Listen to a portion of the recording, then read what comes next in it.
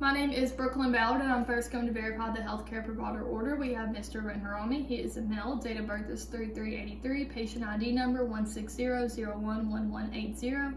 He has been admitted after a motor vehicle accident with a suspected broken pelvis. He will need a double lumen catheter inserted right away before he goes to x-ray. The physician orders an anchor retention catheter to a dependent drainage system before he goes to x-ray. The order says to insert the retention catheter to a dependent drainage as ordered for a male client. And on my healthcare provider order, I have put a blank piece of paper over top of where I had originally written the first time on when I first did on the original healthcare order. So I did that to cover it up. So what I'm going to do now is I'm going to wash my hands. Next, I'm going to gather all my supplies. So I have my healthcare provider order here. I have my sterile catheterization kit. It is unopened, intact, and unexpired, and it is sterile. I have my non-latex sterile gloves. It is unopened, intact, and unexpired, and sterile. I have my clean gloves that are intact and clean. I have my basin full of warm water and soap, and I have my 3 clean washcloths. So we're going to go ahead and enter the patient's room. Okay. Hello, my name is Brooklyn. I'm going to be your student nurse today. I'm going to wash my hands. I'm going to pull for privacy. Can you tell me your name and date of birth? He says Renharami. Date of birth is 3/3/83. Okay, so how are you doing today, Mr. Harami? And he says good. Okay, so next what I'm going to do is I'm going to verify the patient's ID armband up against the healthcare provider order. So I'm going to look at the patient's ID armband, and the patient's armband says that his name is Renharami. On the healthcare provider order, the patient's name is Renharami. On the patient's ID armband, the date of birth is 3/3/83. On the healthcare provider order, the date of birth is 3/3/83. The patient's ID number on the patient ID armband is 160011180, and on the healthcare provider order, the patient's ID number is 160011180. So they all match up, so we can go on because we do have the right patient. So today we're going to be inserting a retention catheter to a dependent drainage. Is that okay with you? And he says yes. Okay, so can you tell me where you are? He says the College of Nursing. Can you tell me what day it is? He says Wednesday. Can you tell me what month is coming up next? And he says May. So the patient is alert, oriented ×3. Are you allergic to betadine or latex? And he says no. So next what I'm going to do is I will raise the bed up to the appropriate level and lower the side rail that is closest to me. So we are going to first start off. I'm just going to wash my hands again. And I'm going to get 2 clean pair of gloves. And we are first going to assess the patient by percussing and palpating the bladder for any signs of urinary retention. We can do this by using a bladder scanner. So I'm first going to go ahead and I'm going to percuss the bladder. Okay, now I'm going to palpate the bladder. Was there any pain or tenderness there? And he says no. And I did notice that there was some dullness upon percussion, and there was some distension whenever we palpated. And we are assessing for urinary retention, so therefore we're going to go ahead and continue on with the procedure. So next I'm just going to go ahead and remove my gloves. Wash my hands. All right, and now I'm going to get a clean pair of gloves. And now I'm going to assess the patient to see if pericare needs to be done. And so we have assessed, and the pericare does need to be done. So we're going to go ahead and do that. I have my 3 washcloths, and I have my basin full of warm water and soap. And if the patient was a male, was uncircumcised, we would retract the foreskin. We would do the pericare. We would then do the procedure, the catheterization procedure, and then we would do the pericare at the end. Then we would return the foreskin back to its original position after we have done all 3. So now I'm going to go ahead and wash off the penis. So we are going to get our ragwet of warm water and soap, and we're going to go in a circular motion around the head of the penis. Then we're going to get a different part of our rag in a circular motion around the shaft of the penis, a different part of our rag, and we're going to go around the scrotum in a circular motion. Just part of that. And then I would empty out my basin and fill it up with just warm water this time. And so now we're just going to rinse off the penis. So we're going to get water on our rag. We're going to go around the head of the penis in a circular motion, different part of our rag. We're going to go around the shaft of the penis in a circular motion, different part of our rag. And we're going to go around the scrotum in a circular motion.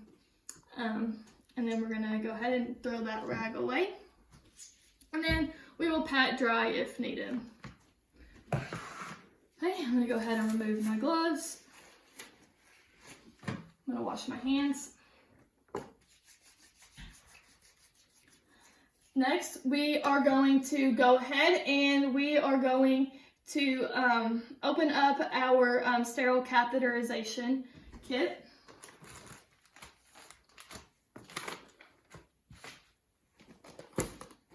Okay, and before doing this, this is a sterile, there are sterile supplies inside, so I would make sure I want to do this above my waist level. So I'm going to go ahead and open up the kit. Okay, and I will use this as my garbage, and I'll put this at the foot of the bed. So I'm first going to open away from me. I'm going to open to the side, and then I will open toward me. Okay, so now that I have my sterile field open, I'm going to make sure that I keep the sterile field in my line of vision at all times. And so as I step over here to put on my sterile gloves, I'm going to make sure that I keep an eye on my sterile field that's in my line of vision. And the same thing when I'm putting on my sterile gloves, I'd make sure I would have a table that is above my waist level when putting on my gloves. So now I'm going to go ahead and open up my sterile gloves.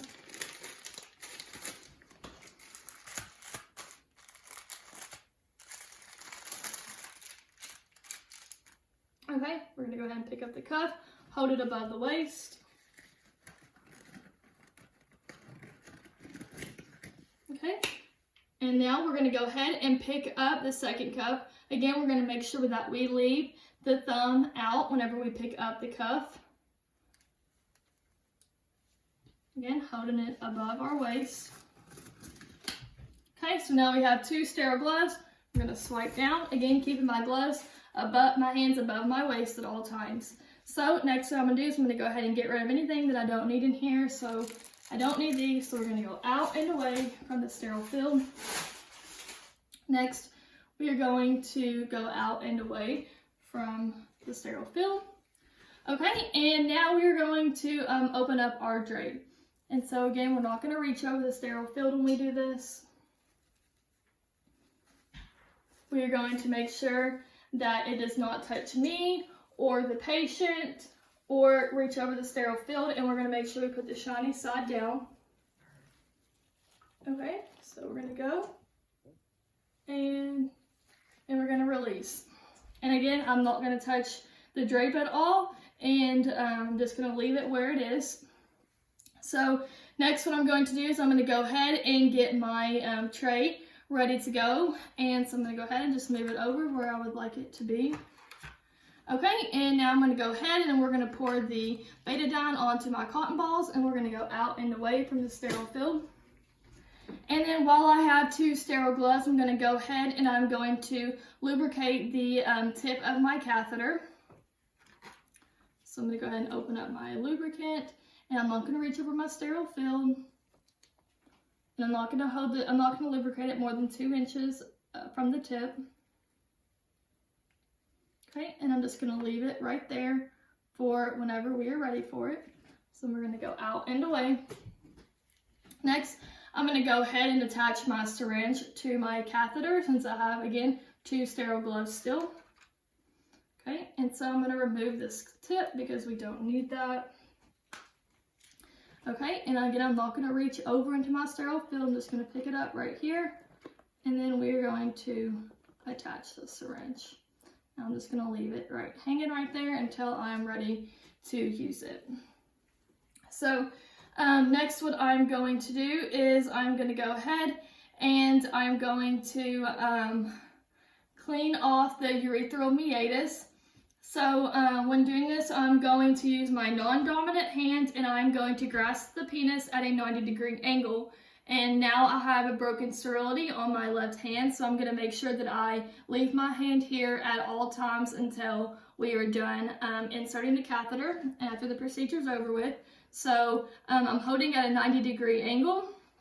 I'm going to pick up my forceps and a cotton ball that's covered in betadine, and we are going to go ahead and clean the urethral meatus. So we're going to go and clean there, out and away, a different cotton ball, and go up toward the middle of the urethral meatus, out and away, and then we can remove any excess around there. So out and away. We don't need our forceps anymore, so again I'm staying out and away. And I'm going to go ahead and get my tray out of my way since I don't need anything else in there.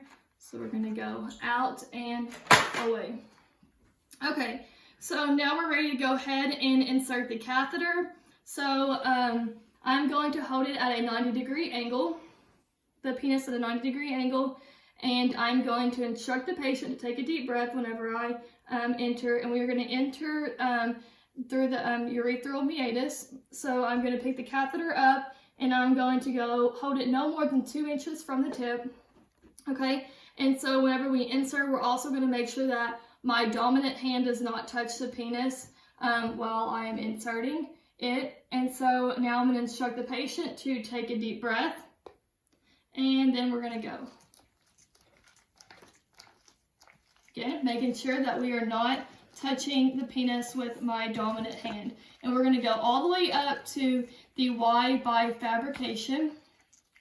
Okay, now that we are there, I am going to stabilize with my non-dominant hand. And I'm going to use my sterile hand to inflate my balloon.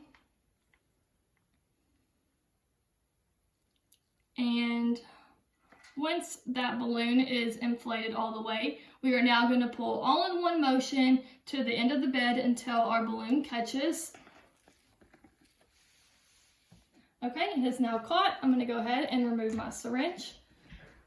And I can now go ahead and lay this onto the patient's bed, and we'll just discard all of that. Okay, so now that we have done that, I'm going to go ahead and remove my sterile gloves.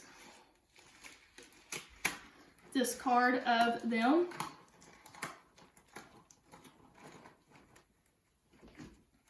And I'm going to wash my hands. Okay, and now what I'm going to do is I'm going to put on a new pair of clean gloves.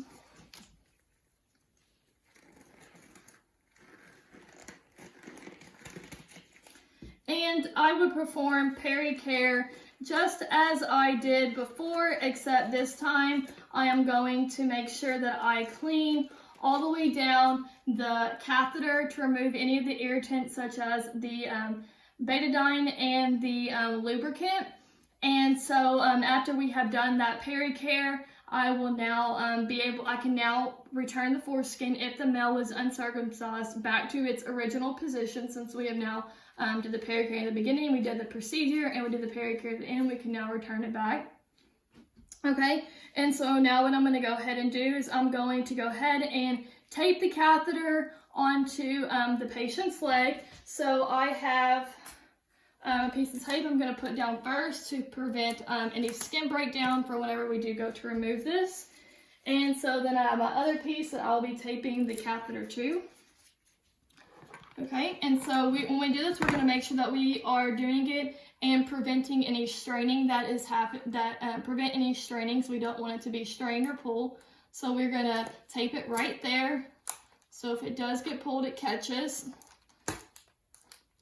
Okay.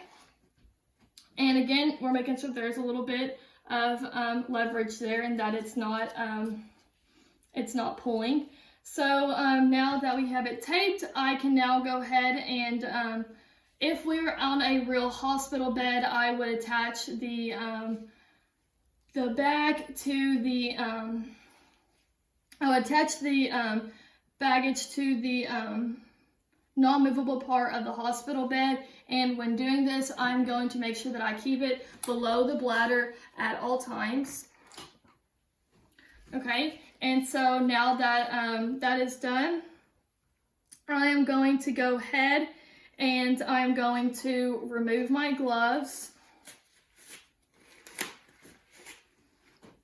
Okay, and I'm going to lower the bed. First I'm going to raise up the side rail that's closest to me, and then I'm going to lower the bed back down to its lowest position. I will then pull back the blankets and make sure that the patient has privacy, make sure they're comfortable, and I'm now going to go ahead and wash my hands.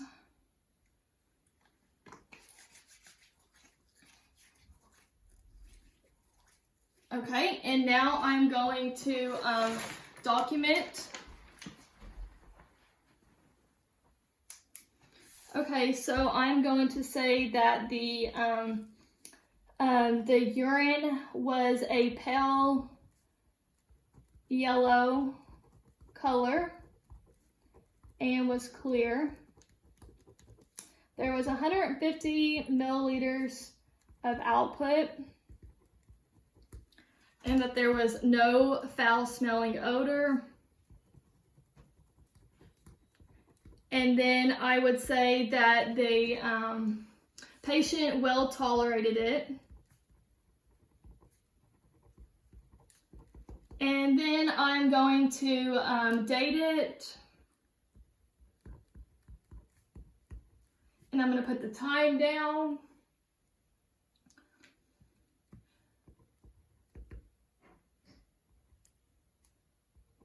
And then I'm going to initial.